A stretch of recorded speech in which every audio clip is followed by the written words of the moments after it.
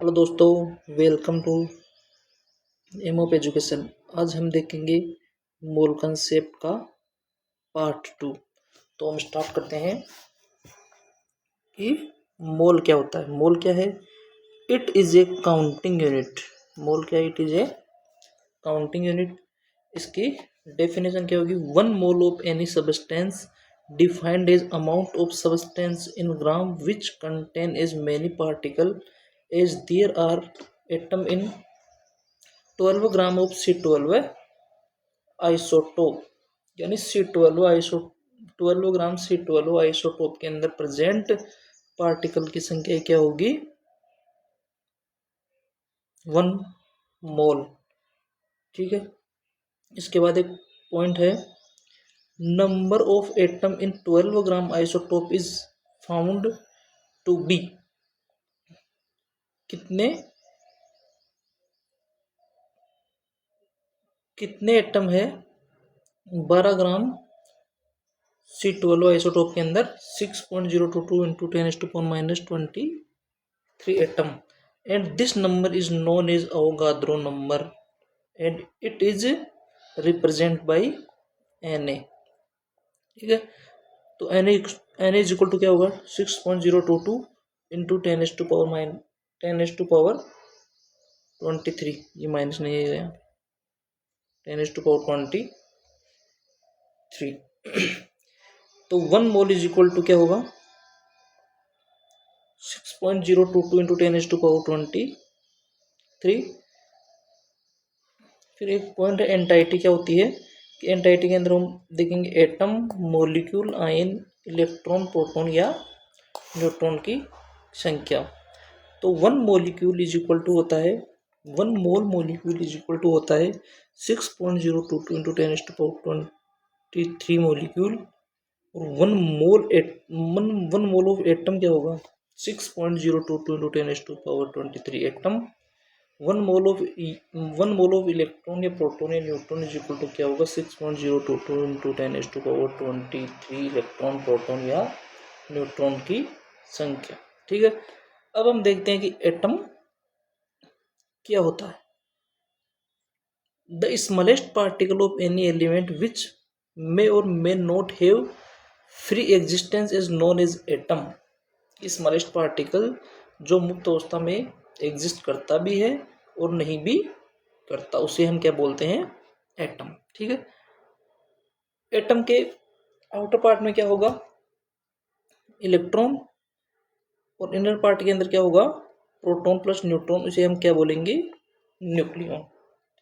और एटम का रिप्रेजेंटेशन किस प्रकार होगा?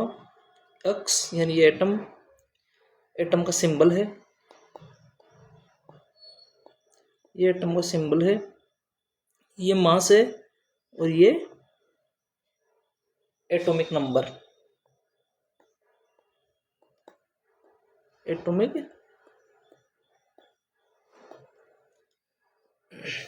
Number. One mass of 1 atom of element, यानी एक एटम का द्रव्यमान हम कैसे निकाल सकते हैं? इसकी उसके अंदर प्रोटॉन की संख्या गुणा प्रोटॉन की संख्या का द्रव्यमान प्लस उसके अंदर न्यूट्रॉन की संख्या गुणा न्यूट्रॉन की संख्या का द्रव्यमान प्लस उसके अंदर इलेक्ट्रॉन की संख्या गुणा इलेक्ट्रॉन की संख्या का द्रव्यमान। ठीक है। तो हमने पिछले पार्ट में देख लिया था कि न्यूट्रॉन का द्रव्यमान सबसे ज्यादा होता है। वो होता है 1.675 इंटू 10⁻24। और प्रोटॉन का होता है 1.672 इंटू 10⁻24। और इलेक्ट्रॉन का होता है 9.1 इंटू 10⁻10⁻−31 किलोग्राम। ये भी किलोग्राम में है।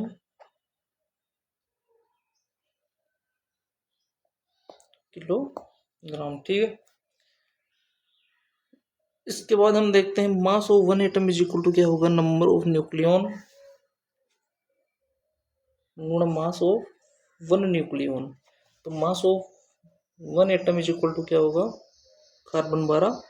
आइसोटोप एटॉमिक मास क्या होता है, atomic mass, it is the mass of 1 atom of any element and it is expressed in MU, atomic mass unit. और इसको हम शॉर्ट में क्या लिख सकते हैं, यू। एटॉमिक मास यूनिट क्या होगी, it is defined as 1/12 of mass of one atom of C12 isotope। 1 mu is equal to क्या होगा, 1/12 is 1/12 mass of 1 multiply by mass of one atom of C12 isotope। 1/12 is equal to multiply by 6 proton plus proton का द्रव्यमान, 6 neutron plus neutron का द्रव्यमान, 6 electron गुणा electron का द्रव्यमान। Electron के द्रव्यमान को हमने बोल दिया है ये नेग्लिजिबल है, ठीक है। फिर ये क्या हो गया, 6 को इनके अंदर से कॉमन ले लेंगे, फिर 6/12 है, ब्रैकेट के अंदर क्या बच गया, प्रोटॉन का द्रव्यमान और न्यूट्रॉन का द्रव्यमान। तो प्रोटॉन का द्रव्यमान ये हो गया, सॉरी यहाँ पे ये क्या आएगा, ये ग्राम में है, ये ग्राम में है, तो 10 की पावर 28 ग्राम, ये भी 28 ग्राम होगा, ठीक है। इसके बाद 1 ग्राम इज इक्वल टू क्या होगा, 1/1.675 इंटू 10⁻⁻24 mu, ठीक है। फिर 1 gram is equal to 6.022 into 10⁻23 mu। इसको हम शॉर्ट में क्या बोल सकते हैं, Na को क्या बोलते हैं, अवोगाद्रो संख्या। तो 1 ग्राम इज इक्वल टू क्या होगा, Na को ये लिख सकते हैं हम 6.022 इंटू 10⁻23 mu। फिर 1 mu इज इक्वल टू क्या होगा, 1/Na ग्राम। एटॉमिक मास क्या होता है, number of nucleon multiply by mu। मोल क्या होगा, gram of atom. Relative atomic मास क्या होता है, ये यूनिट लेस होता है। इसका फॉर्मूला क्या होता है, mass of 1 atom is equal to 1/12 multiply mass of 1 atom of C12 isotope.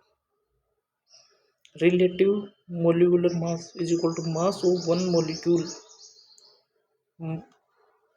Divided by 1/12 mass of 1 atom of C12 isotope. तो रिलेटिव एटॉमिक मास ऑक्सीजन का कितना होगा, 32 या 32 mu या 32 ग्राम, ठीक है। Relative atomic mass is equal to number of nucleon, atomic mass number of nucleon multiply by mu। Gram atomic mass number of nucleon multiply by gram. फिर क्या है, relative molecular mass number of atom multiply atomic mass. फिर क्या है, molecular mass multiply by mu। Gram molecular mass is equal to molecular mass multiply by gram, ठीक है। इसके बाद हम देखेंगे नेक्स्ट क्लास के अंदर, ठीक है। आज के लिए इतना ही।